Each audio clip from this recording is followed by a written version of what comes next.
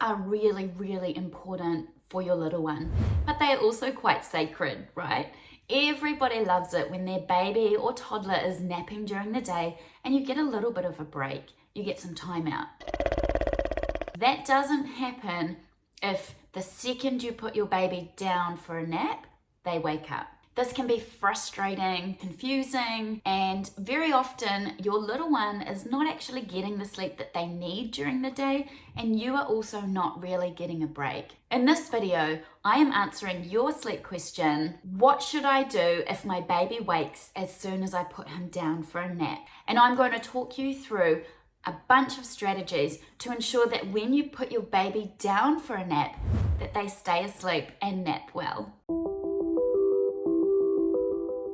I want to hear how your little one's naps are going, so tell me in the comments below and we can jump on here and answer any questions that you might have. I'm Nicky, one of the founders of Little Ones and a pediatric sleep expert. We founded Little Ones because we believe that everyone deserves sleep. Sometimes it's hard to find the right information out there on the vast world of the internet. We wrote and deliver online sleep programs from 0 right through to 3 years old, which are delivered in our mobile app. We would love to help you improve your little one's sleep, so please visit our website www.littleones.co for a ton of sleep information and to access our sleep programs. So let's get to the question. What should I do if my baby wakes as soon as I put him down for a nap?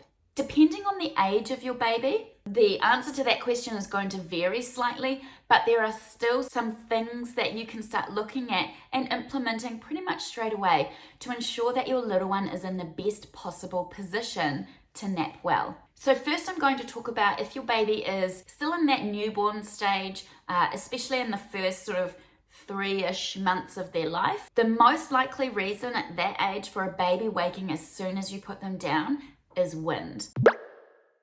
I think a lot of people underestimate how much wind our babies do have. And there's a little bit of an urban legend floating around out there that breastfed babies don't need to be winded as much, but they do. Every baby drinking milk, whether it's from a breast or a bottle, needs to be winded really well after each feed. And for some babies, this is easier than others. For some babies, they might feed and then do a couple of really good burps, and that's them done quite easily. Other babies are a bit more difficult and you have to work a bit harder at winding them, or you have to give them a bit of time between feeding and winding to allow the wind to settle in their tummies, to come to the top of the milk in their tummies, and then to find its way out. A baby who has trapped wind is always going to wake pretty much as soon as you put them down or 10 minutes later. That's really, really, really common in those first few months where they're not really able to bring up their wind as effectively on their own. So what you could try is obviously very actively winding your baby after each feed, maybe even during the feed. If you're not getting up 3 decent burps for every feed, what I would then try doing is feeding your baby, putting them on the ground, giving them some tummy time, letting them kick around for a while and have some awake time, then pick them up a little while later and try and wind them again. This often just lets the wind, like I said, come to the top of their tummy and the milk settle, and it gives them a chance to get up some more burps before they pop into bed and need to go to sleep. And then of course, winding your baby just before you put them in bed, even if you fed them half an hour or an hour ago, give them one last wind before they go to bed, and that's a really good way to ensure that any sneaky little burps are out. So in that newborn stage, that is really, really important. Another thing that is quite common in that newborn stage, but can also happen in older babies, is hunger. A hungry baby is not going to happily settle to sleep. Whether it's that your baby is not feeding very effectively, and that could be due to a tongue tie or a lip tie or an undiagnosed tie like that, or if they're bottle fed, maybe it's that the flow of the bottle is not quite right, maybe they're taking in too much air when they're feeding.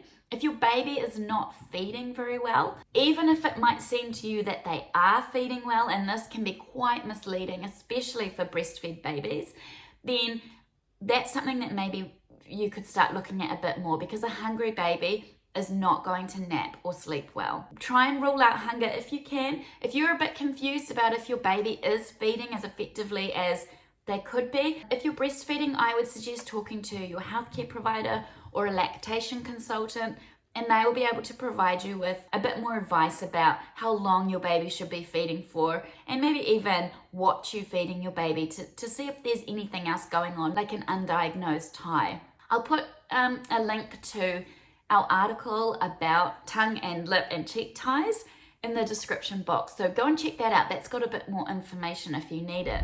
The other main reason that a baby of any age is going to wake up as soon as you put them down for a nap is overtiredness or undertiredness.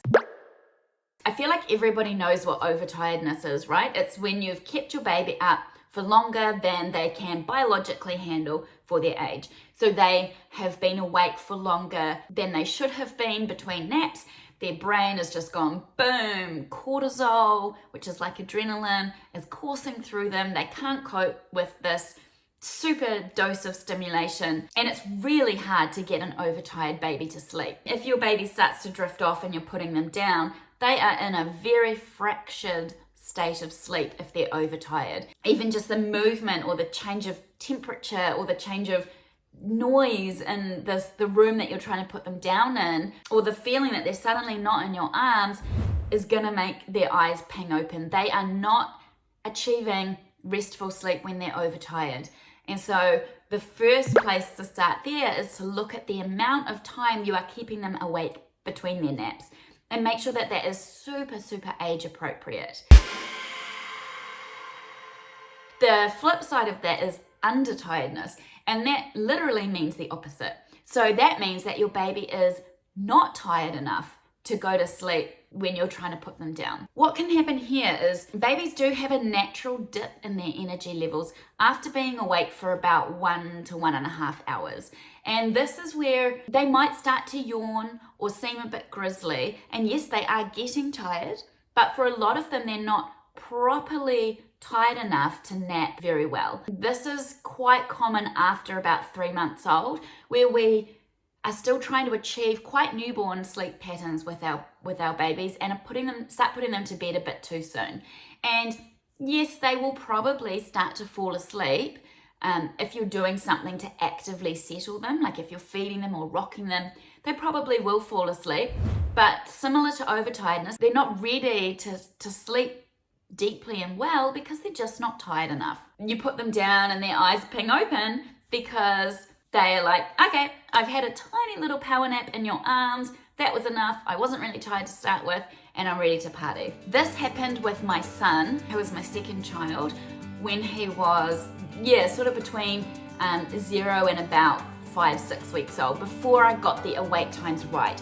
I was so worried about him getting overtired, which was the trap I fell into with my eldest child, that I was, if anything, really putting him to bed way too soon, because I just didn't want him to get overtired and screamy and go through what I went through the first time. It would be like an hour on the dot. I would try and have him asleep, and that's going to work for a very, very, very new baby. But by the time that your baby is 3, 4, 5 weeks old, you need to be starting to extend out that time. And I didn't, because I didn't really know back then. I remember he would seem sleepy to me. I would swaddle him. I'd do everything by the book. Dark room, white noise, and I'd put him in his bed and he'd look sleepy, and then he'd just open his eyes and stare at me. I also had a not even 2-year-old toddler running around in the other room. I couldn't stay there for a long time and rock him or settle him to sleep, because I also had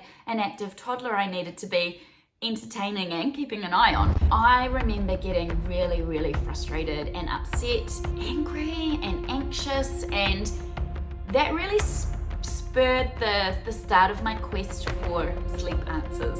And I suppose the start of the long journey toward little ones. Once I'd worked out the ideal awake times for his age, it was like I had a different baby. So what I'd been trying to do was, yes, put him to bed after, say, an hour of being awake.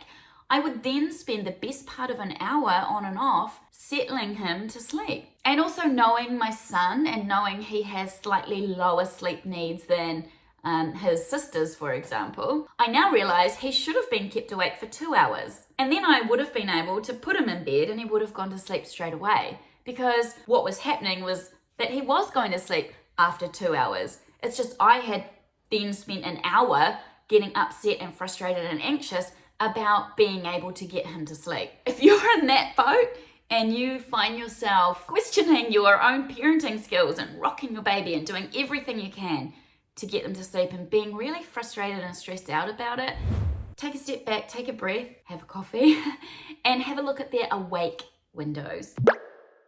This is a very tricky formula to get right, and it's always changing.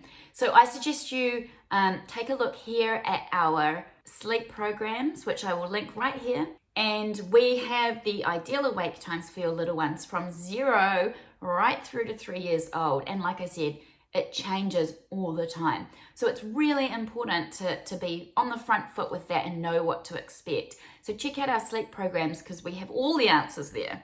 But if your little one is waking as soon as you put them down for a nap, that is what I would be checking off the list first. If they're very young, wind that baby like there's no tomorrow. Aim for 3 burps for every feed. Hunger, especially in younger babies, and then over-tiredness and under-tiredness. Another thing that might help if you have a baby under sort of 3 or 4 months old is swaddling them.